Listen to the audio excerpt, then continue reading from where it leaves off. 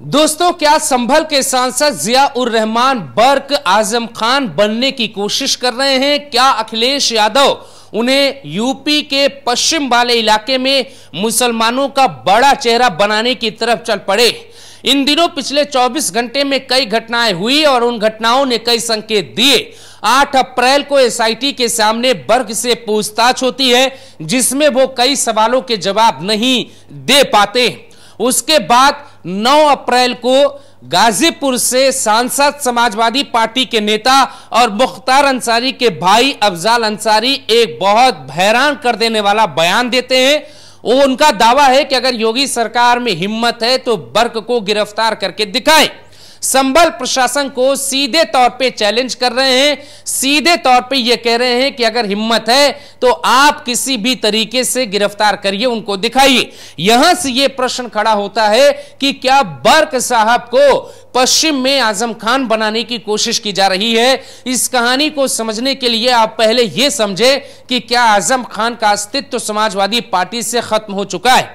दोस्तों, ये बात सभी जानते हैं कि जब यूपी में उपचुनाव हो रहे थे और जब कुंदरकी सीट में समाजवादी पार्टी फंस गई थी, तब रामपुर में आजम खान के घर अखिलेश यादव गए थे, कुछ देर बैठे थे, मुलाकात हुई थी और परिवार से यह कहा था कि कम से कम कुंदरकी में मदद करे और ये एक राजनीतिक संदेश देने की कोशिश की थी। लगभग 1 महीने का वक्त बीत चुका है जब आजम खान के बेटे को जमानत मिल चुकी है, लेकिन उसके बावजूद अखिलेश और आजम खान के बेटे अब्दुल्ला की कोई मुलाकात नहीं होती है। इस बीच जिया उर रहमान की कई मुलाकात अखिलेश यादव से होती है। आप ये भी कह सकते हैं कि बर्क साहब जो है संसद के सदस्य हैं और अखिलेश यादव भी पार्लियामेंट में जाते हैं, इस वजह से मुलाकात हुई है, लेकिन इसकी अंदर की कहानी कुछ और है। दरअसल अब ये चर्चा यूपी की सियासत में होने लगी है। पूर्वांचल से बयान देना पश्चिम के मुस्लिम नेता का बहुत बड़ा संदेश जाता है। आपने देखा होगा कि इकरा हसन भी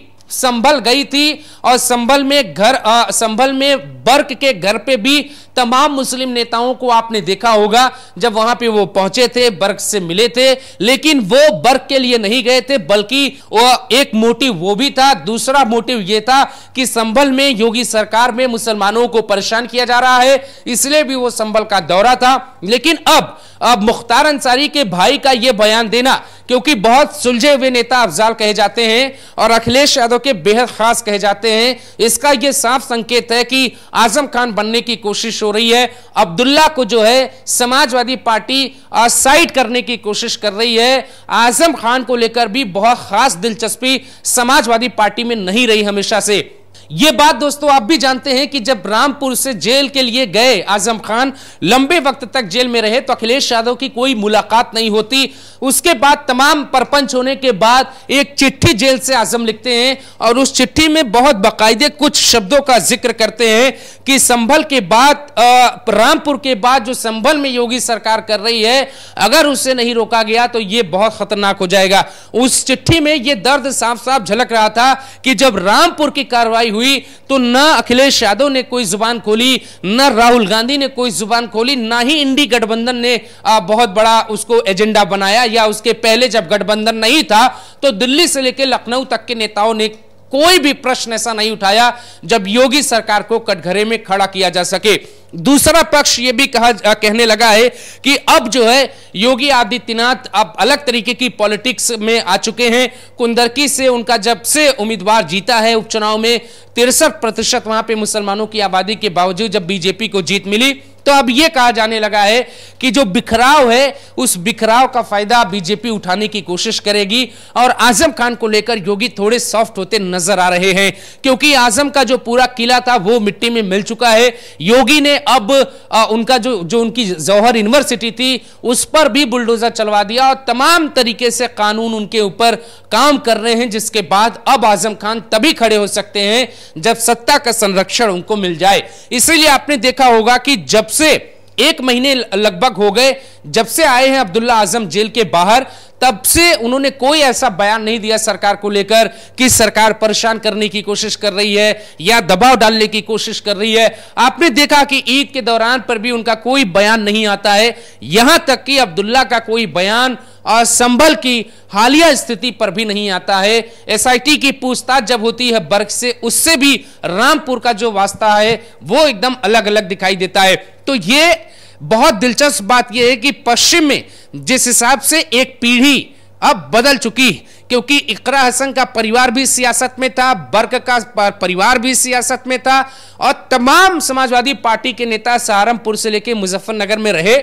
उनको क्या दरकिनार करके अखिलेश यादव बर्क को आगे करने की कोशिश कर रहे हैं, जिसके लिए बाकायदे आप कल्पना करिए कि जो भी सांसद हैं समाजवादी पार्टी के 5 मुस्लिम सांसद, उनमें से सिर्फ एक सांसद को चुना गया और यह कहा गया कि आप समाजवादी पार्टी की तरफ से सुप्रीम कोर्ट जाएंगे, वक्फ बोर्ड को चैलेंज करेंगे, और बाकायदा बर्क ने एक पिटीशन दायर की है सुप्रीम कोर्ट में, जिसमें यह कहा गया है कि जो वक्फ बोर्ड कानून है वो मुसलमानों का हक छीन रहा है, इसीलिए इसे जो है रोका जाए और सुप्रीम कोर्ट इस पूरे मसले पर दखल दे। आप ये भी देख रहे हैं कि बर्क को लेकर अखिलेश यादव लगातार संभल का मुद्दा उठाते रहे हैं, और उनको ये बात पता है कि इकबाल महमूद और बर्क की लड़ाई में अगर प्रशासन की कहीं भी जीत होगी तो समाजवादी पार्टी का कुनबा सिर्फ संभल में ही ढेर नहीं होगा, बल्कि पश्चिम यूपी के कई जिलों में उसका भारी नुकसान उनको उठाना पड़ेगा।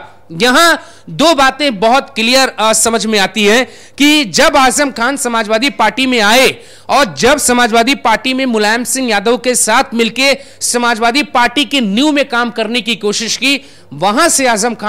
खान बने थे और उन्हें मिनी सीएम तक कहा गया। उन्होंने तमाम तरीके का गलत काम किए, जिस पे तमाम समीक्षा कहानियां हम आपको बता चुके हैं। लेकिन अभी आप ये जानिए कि क्या मुलायम सिंह यादव के दौर में जब आजम खान बने, उसी तरीके से अखिलेश यादव के दौर में क्या बर्क बनेंगे? ये एक प्रश्न है जो लोगों को अब समझ में आने लगा है, और मुख्तार अंसारी के भाई का बयान भी इसी तरफ इशारा करता है, क्योंकि बाकी के जो मुस्लिम सांसद हैं समाजवादी पार्टी के, उनका सुप्रीम कोर्ट में पिटीशन दायर न करना, वक्फ बोर्ड पर न बोलना, पार्लियामेंट के भीतर भी आपने देखा, हमने जब समाजवादी पार्टी के वेबसाइट पे जाके चेक करने की कोशिश की तो पहले नंबर पे आते हैं अखिलेश यादव जो कन्नौज से सांसद हैं, दूसरे नंबर पे आती हैं डिंपल यादव जो मैनपुरी से सांसद हैं, और तीसरे नंबर पे जो सांसद जिनका रैंक रखा गया है वेबसाइट पे, उनका नाम है इकरा हसन, और उसके बाद आते हैं संभल के सांसद बर्क। तो यह कहानी साफ बताती है